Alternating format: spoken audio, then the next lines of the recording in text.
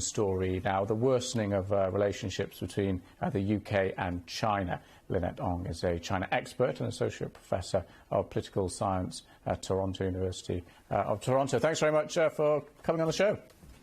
Thank you for having me. So, yeah, worsening of relations between the two sides here, between the UK and China. But is there a wider united front, if you like, of various countries kind of uniting in opposition to China now?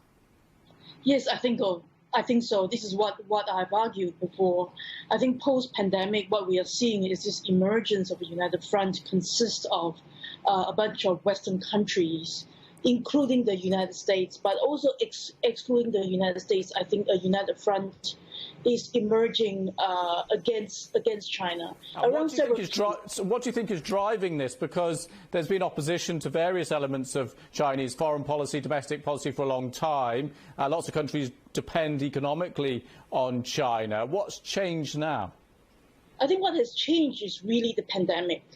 I think the pandemic really changes people's calculation of cost and benefits, because you can imagine in typically any collective action problem to bring together countries into an alliance, people want to enjoy the benefits but do not want to pay for the cost. But after pandemic, every country have actually suffered excess casualties because of cover-up by the Chinese local government. So I think countries have seen the implications of the very authoritarian nature of its political system, right? So with that, people could. So before that, countries, China could go to individual countries and pick bullies, right? They can bully them and then impose economic coercion on the UK, on Australia, on Canada, and so on and so forth. Yeah. But I think coming together and able to resist China is going to increase weight on the front of Western alliance. Okay, and what do you think the response will be now from China?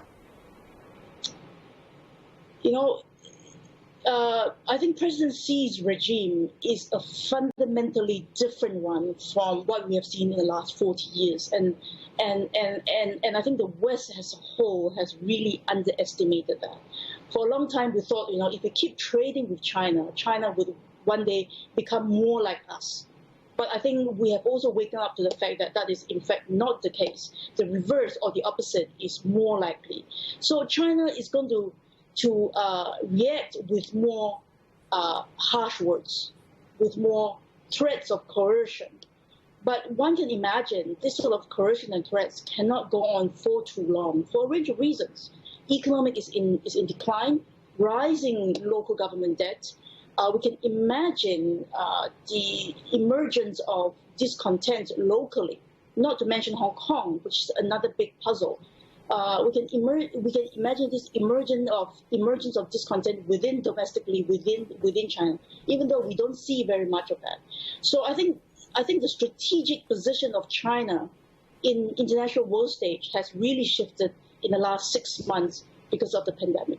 Okay, fascinating to get your thoughts on that issue. Thanks very much for talking to us, Lynette Ong. Thank you. Thanks very much.